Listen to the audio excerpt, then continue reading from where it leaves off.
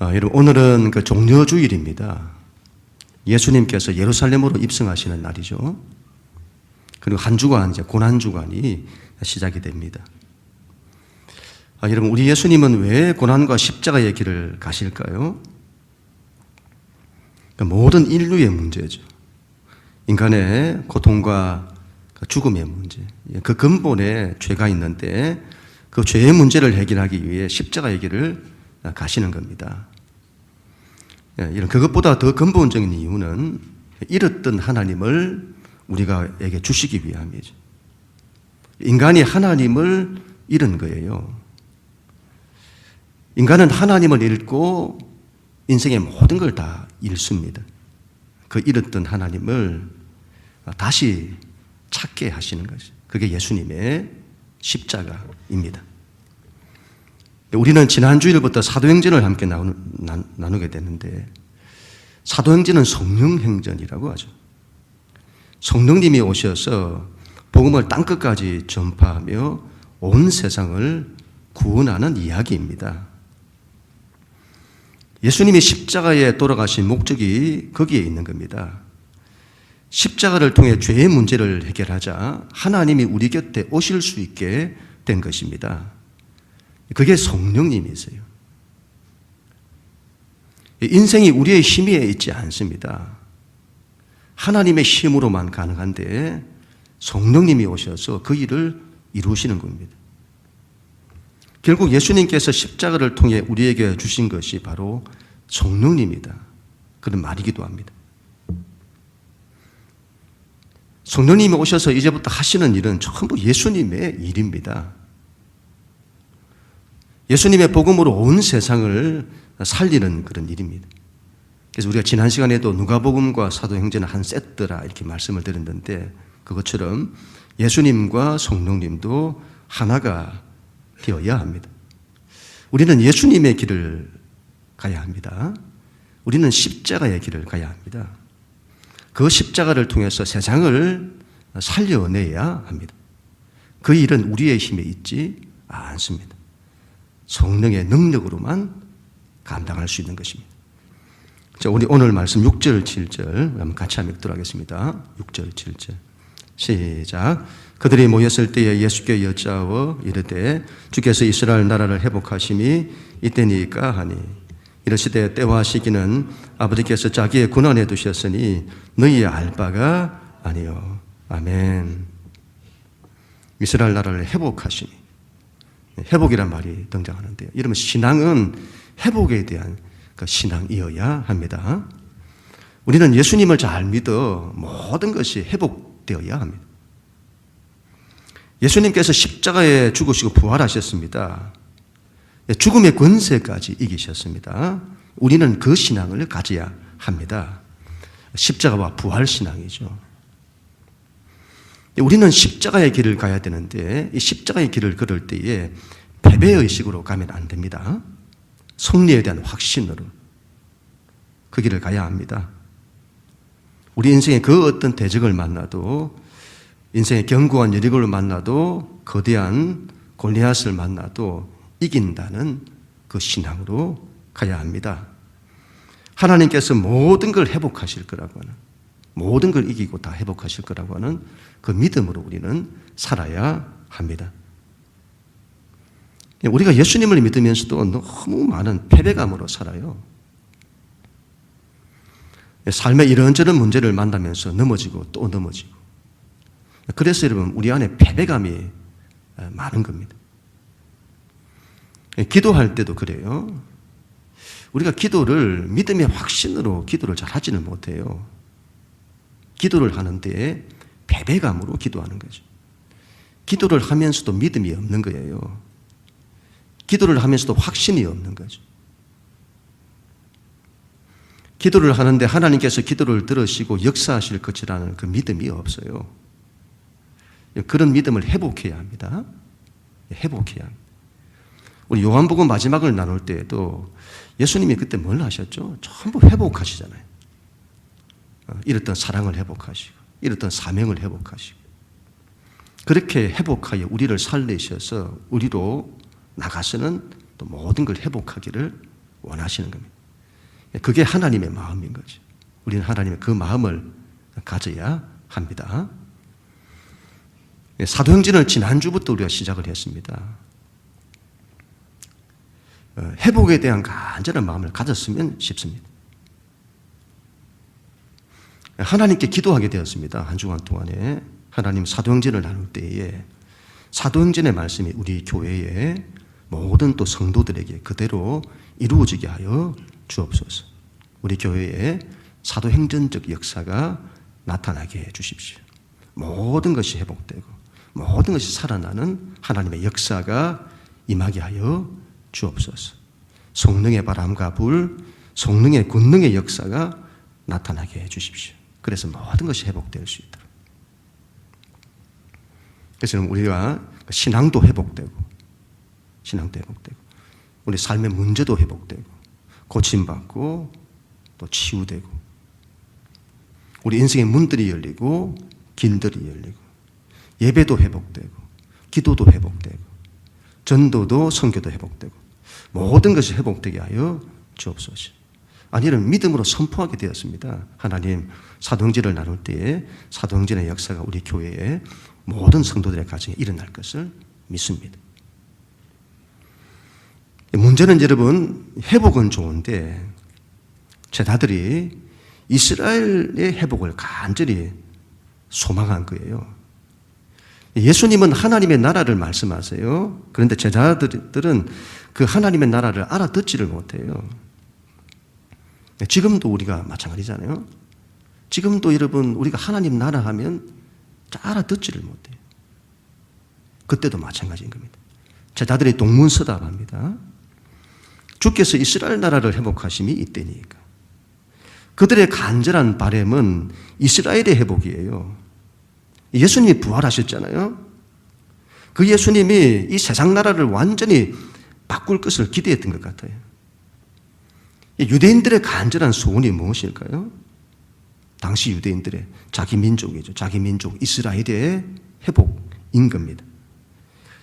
이스라엘의 정치적 회복, 로마의 압제하에서 너무도 고통하고 절망하는 이스라엘인 겁니다. 마치 우리가 일제 압제하에서 식민 통치를 받을 때와 같은 거죠. 얼마나 나라의 독립을 원했을까요?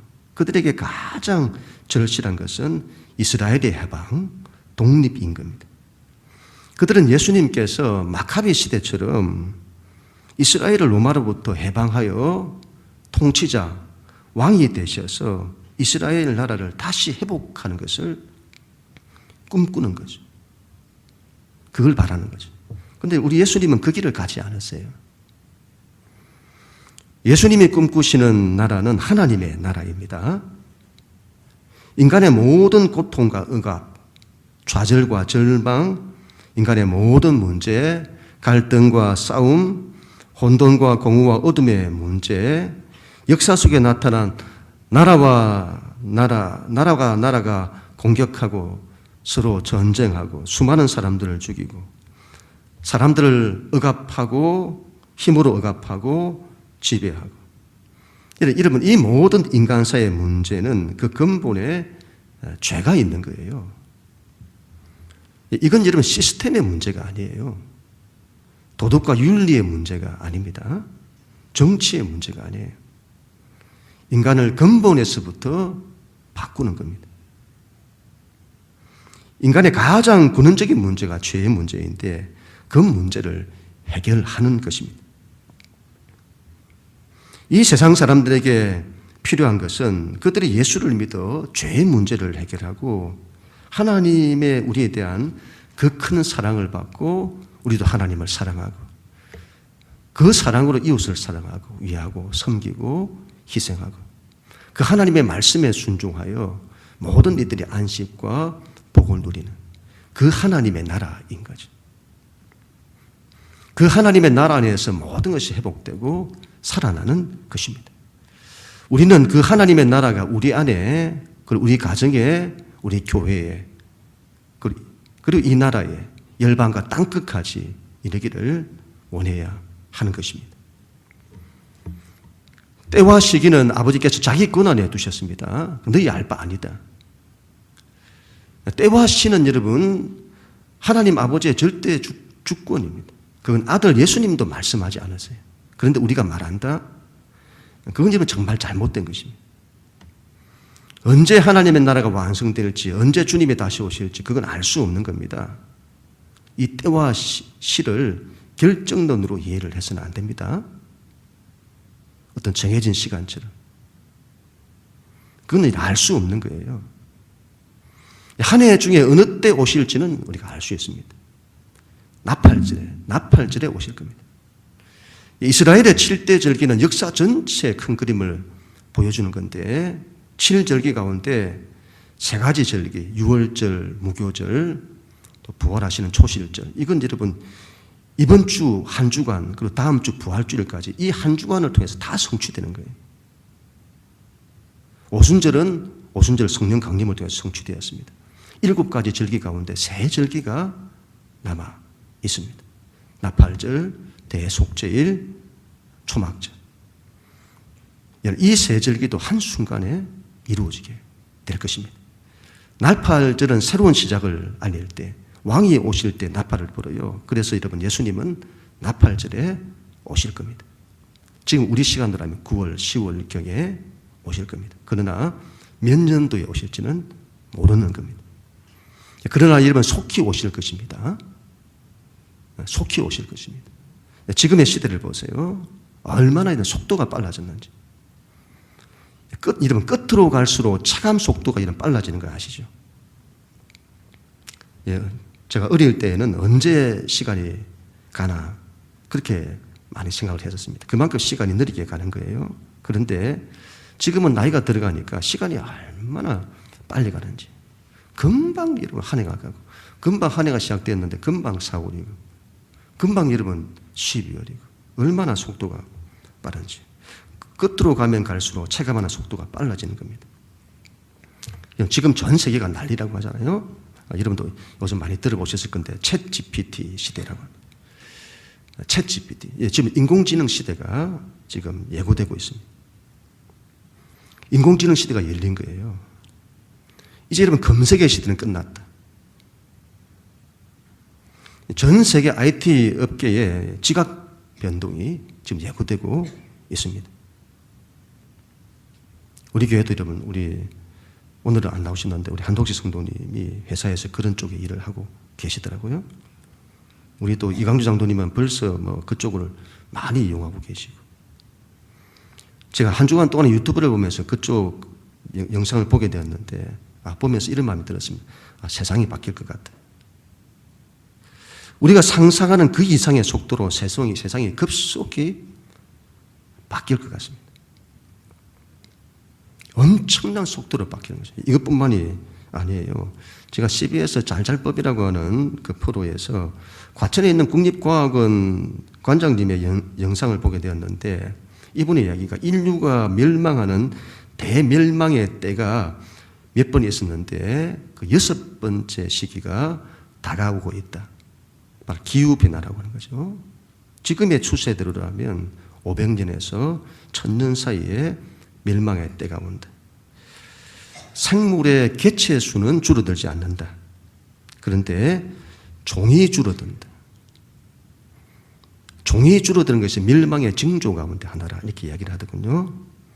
생물의 종의 종류가 급속히 줄어들고 있습니다. 반대로 생물의 종은 줄어드는데 개체 수는 정상이다 이 말이에요. 그 말은 인간이 기르는 가축, 강아지나 고양이들 이 가축의 수는 너무 많이 늘어나고 있다는 거예요.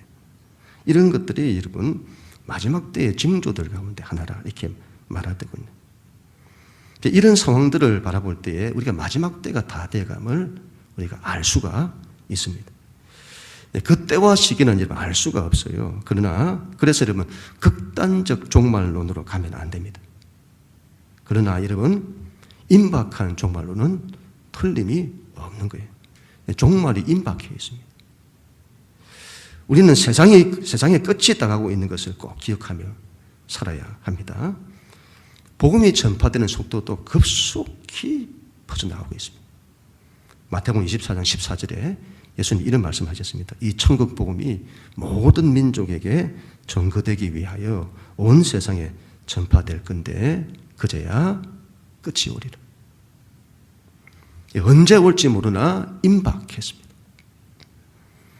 마음대로 살 때가 아니다 이 말이에요. 이런 때일수 우리는 더 큰 믿음으로 일어서야 합니다. 우리는 끝까지 하나님의 나라를 위해서 살아야 합니다. 주와 복음을 위해서 살아야 된다 이 말이죠. 회복을 위해서 살아야 합니다. 모든 걸 구원하는, 어떻게 해서라도 자신을 구원하고 가정을 구원하고 나라와 민족과 열방을 구원하는 이 일을 위해서 힘을 써야 된다 이 말이죠. 임박했다 이 말이죠. 때가 되면 되겠지. 그렇게 우리가 있을 때가 아니다 이 말이에요.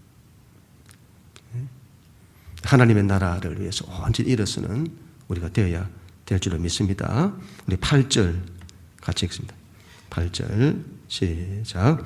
오직 성령이 너희에게 임하시면 너희가 권능을 받고 예루살렘과 온 유대와 사마리아와 땅끝까지 이르러 내 증인이 되리라 하시니라. 아멘. 우리가 하나님 나라를 위해서 살아야 되는데 하나님 나라 일은 우리의 힘에 있지 않습니다. 그래서 여러분 이걸 오직 이렇게 하잖아요. 오직이에요 여러분. 이건 오직 성령이에요. 이것 아니고는 다른 방법이 없다 이 말이죠. 이거 외에는 다른 길이 없다. 이건 인간의 이성으로 안 돼요. 하나님의 나라는 인간의 지혜로 안 됩니다. 인간의 능력으로 안 되는 거예요. 인간의 철학으로도 안 되고 인간의 종교로도 안 되고 인간의 도를 통해서도 안 됩니다. 이건 과학으로도 안 되고 기술 문명으로도 안 됩니다. 다른 건 가능할지 모르겠어요. 이제는 뭐든지 여러분 앞으로 궁금한 거 있으면 챗 GPT에게 물어보면 다 될 겁니다. 지금은 검색의 시대가 끝나고 답을 주는 시대. 물어보면 답을 다 준다 이 말이에요. 뭐든지 해낼지 모르겠습니다. 근데 다른 건 다 가능해도 생명의 문제만큼은 안 되는 겁니다. 이거 외에는 안 되는 거예요. 그래서 종교개혁자들도 그렇게 부르짖었잖아요. 이건 오직이다, 오직. 다른 것 없다. 오직 성경, 오직 믿음이다. 솔라 스크립투라, 솔라 피데. 그와 같이 오직 성령입니다. 이건 성령의 권능으로만 가능한 겁니다. 그 성령이 너희에게 임하시면 너희가 권능을 받는다. 이 권능이라는 헬라가 디나미스인데 다이나마이트라는 단어가 여기서 나왔다고 하잖아요. 성령님의 권능이 얼마나 큰 힘인지를 우리 가운데 말씀하는 겁니다. 그 엄청난 바위를 깰 수가 없어요. 우리의 힘으로. 그 거대한 건물을 무너뜨릴 수가 없어요. 그런데 다이나마이트로 다 깨뜨리잖아요. 듀나미스는 세상이 주는 힘이 아닙니다. 하나님의 초월적인 힘과 능력이에요. 그 힘을 우리 가운데 주시는 거죠. 제가 지난 금요일 새벽 기도를 하면서 하나님께서 이 마음을 참 많이 주셨습니다. 제가 목회를 하면서 참 많이 깨달았던 그 가운데 하나인데, 여러분 사람은 안 바뀐다. 사람만큼 안 바뀌는 게 없습니다. 이렇게 해도 안 되고 저렇게 해도 안 됩니다. 사람을 구원한다? 가정이 어떻든가요? 다른 건 돼도 그건 안 돼. 이래도 안 되고 저래도 안 됩니다. 이건 여러분 성령님이 아니고는 안 되는 겁니다.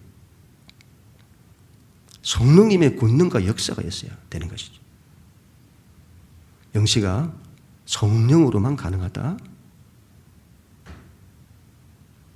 성령의 바람과 불이 일어야 한다.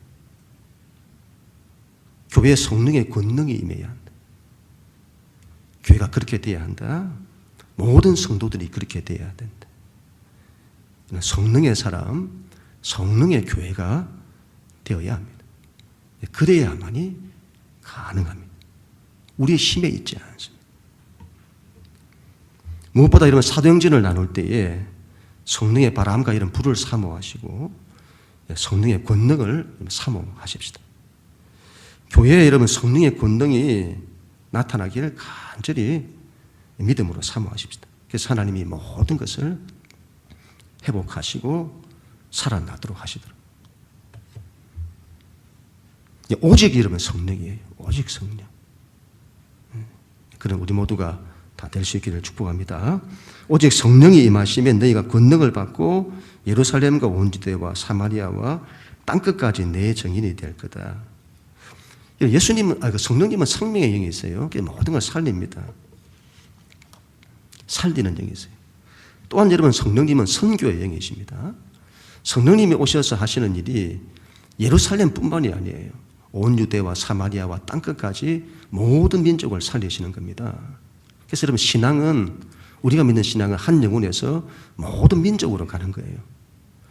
한 영혼에만 머물러서는 안 됩니다. 모든 민족까지 가야 합니다. 그리고 모든 민족만 생각해서도 안 되는 거예요. 한 영혼을 위해야 합니다. 같이 가는 거죠. 그런데 우리 신앙이 자기를 넘어서지를 못해요. 초대 교회가 예루살렘을 넘어서지를 못해요. 신앙이 이런 평생 그 관심이 자기예요. 자기. 자기가 잘 믿고, 자기가 복을 받고, 그 자기를 넘어서지를 못해요. 다른 이에 대한 관심, 다른 이에 대한 구원, 다른 이에 대한 사랑, 그리고 가지를 못한다 이 말이죠. 여러분, 예루살렘에만 머무는 신앙이 되어서도 안 됩니다. 자기를 넘어서야 되고, 또 우리가 지리적으로 보면 예루살렘에만 머무는 그런 신앙이 되어서도 안 됩니다. 우리 주변에 얼마나 도움이 필요한 사람이 많은데 그것만 해도 벅찬데 무슨 선교냐, 그렇게 말하시는 분들이 있어요. 여러분, 이건 천만의 말씀입니다. 교회는 처음부터 땅끝의 비전으로 가는 거예요. 제자들을 보세요. 예수님의 제자들이 생각이 이스라엘을 떠나지를 못해요.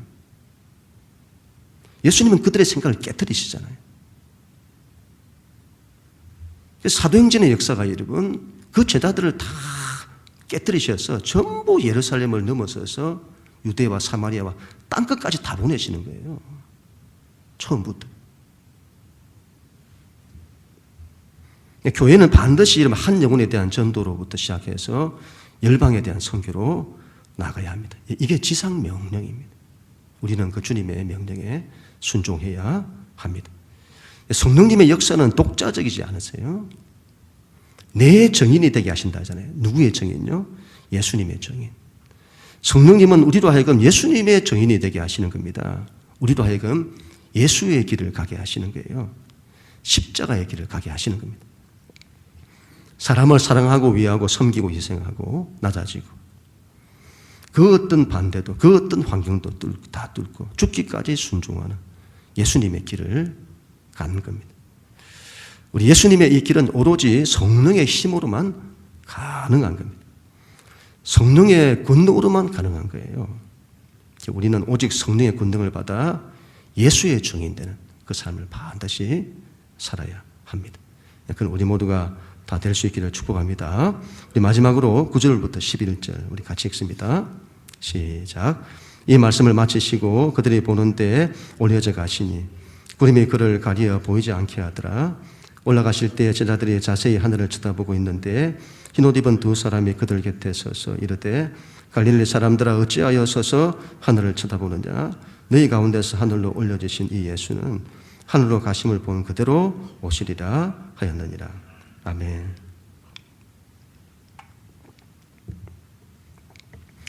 여러분, 예수님께서 말씀을 마치시고 성천을 하십니다. 사도행전은 예수님의 성천으로부터 시작이 됩니다. 성천에 대한 이야기가 많이 나와요. 왜 성천으로부터 시작을 하실까요? 예수님의 성천은 예수님의 지상사역이 마무리되는 겁니다. 그리고 이제 후로는 성천하시고 난 이후에는 하나님 우편에서 하늘 사역을 시작하시는 거죠. 이제 여러분, 이 지상사역은 예수님을 따르던 제자들을 통해서 이제 이루어지는 겁니다. 그게 사도행전이죠.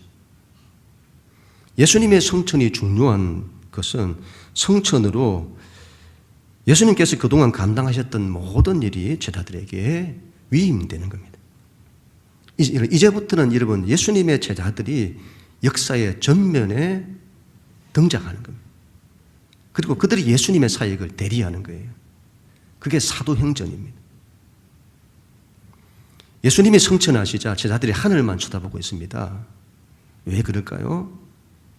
예수님이 떠나시는 거지. 예수님이 떠나시면 우리는 어떻게 하지? 예수님이 안 계신데 어떻게 하지?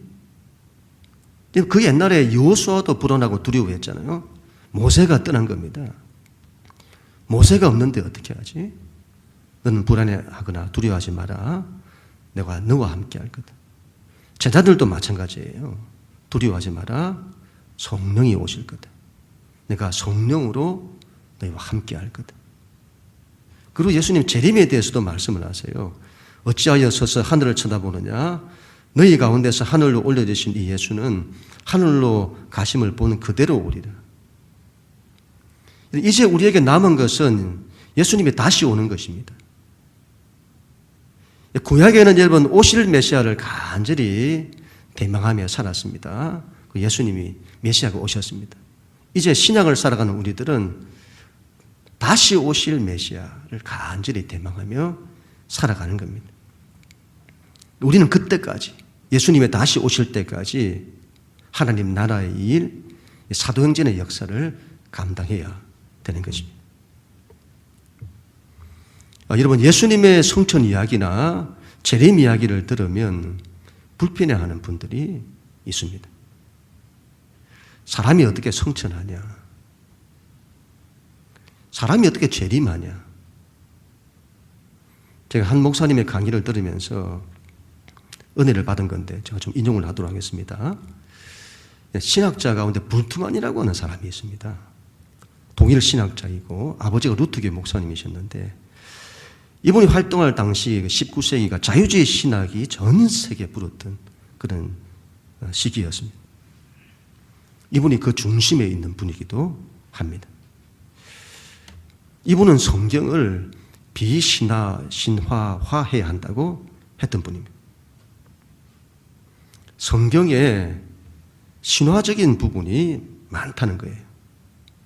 그것 때문에 지성인들이 예수님을 잘 못 믿는다는 거예요. 그것 때문에. 예를 들어서 예수님의 동정녀 탄생. 어떻게 동정녀를 통해 사람이 태어날 수 있느냐는 거죠. 예수님이 무리를 걷는 사건. 어떻게 사람이 무리를 걸을 수 있느냐는 거예요. 예수님의 성천도 마찬가지입니다. 사람이 어떻게 성천을 하냐 이 말이죠. 이런 것들 때문에 세상 사람들이 기독교를 믿는데 걸림돌이 된다는 거예요. 그래서 성경에 있는 신화적인 부분들을 걸러내야 한다. 자유주의 신학은 이 자체를 완전히 없애야 한다고 말했던 주의고 이 불투만이라는 사람은 그것을 다 다르게 해석해야 된다 말하는 거죠. 그래서 신화화된 부분을 걷어내야 한다.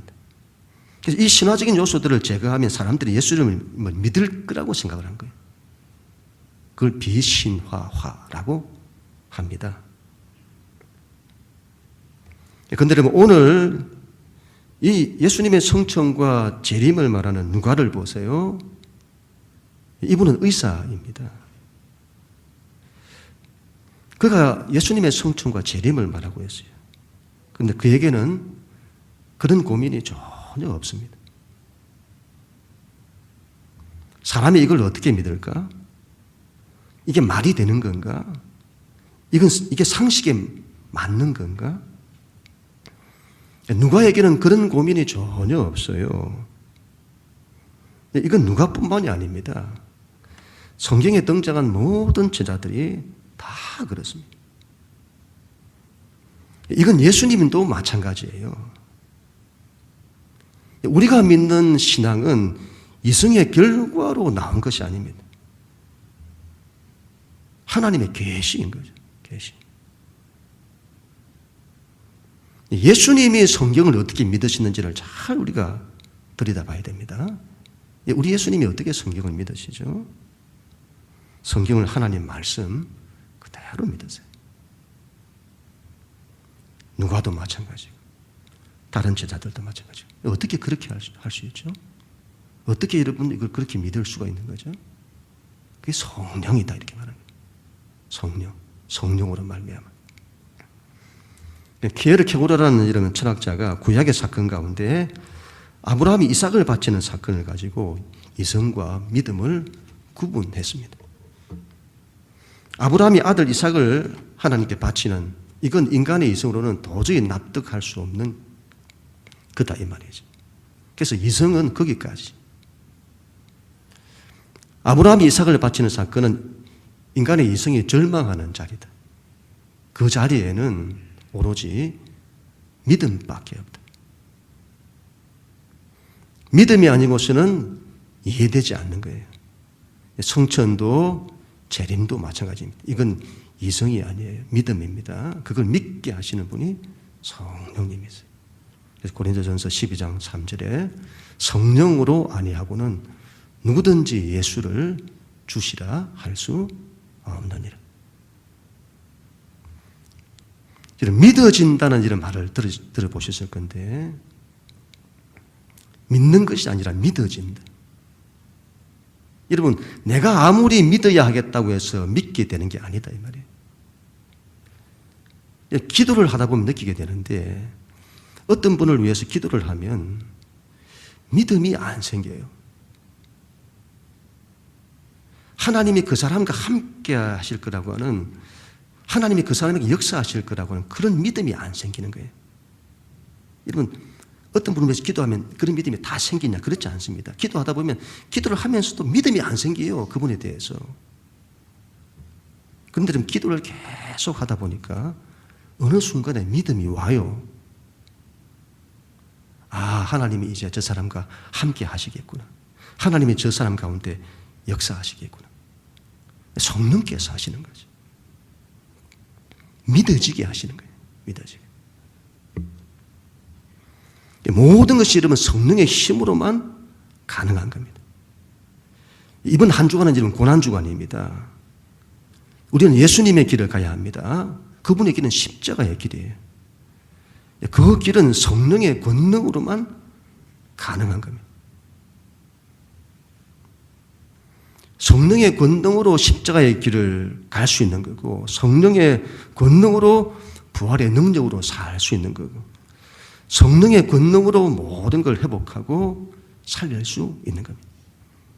성령의 권능으로 예루살렘을 넘어 땅끝까지 정인되는 거고, 성령의 권능으로 주님 재림하실 때까지 하나님의 나라를 위해서 살 수 있는 겁니다.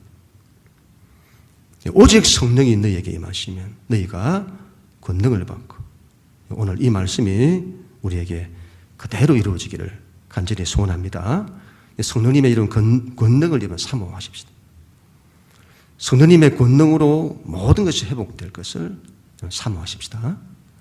하나님의 생명의 역사들이 일어나기를 간절히 사모하십시다. 여러분, 특별히 우리가 사도행전을 나눌 때에 우리 모든 교우들이 그 마음을 가지고 함께 간절히 바라시면서 그렇게 믿음으로 일어서고 선포했으면 좋겠습니다. 하나님의 역사가 일어나게 될 줄 믿습니다. 회복이 되고, 우리의 삶이 회복되고, 치유되고, 변화가 되고, 역사가 일어나고, 문들이 열리고, 길들이 열리는 역사들이 나타나게 될 것입니다. 무엇보다 십자가의 예수를 따르게 될 것입니다. 사도행전의 역사를 감당하게 될 것입니다. 그는 우리 모두가 다 될 수 있기를 주님 이름으로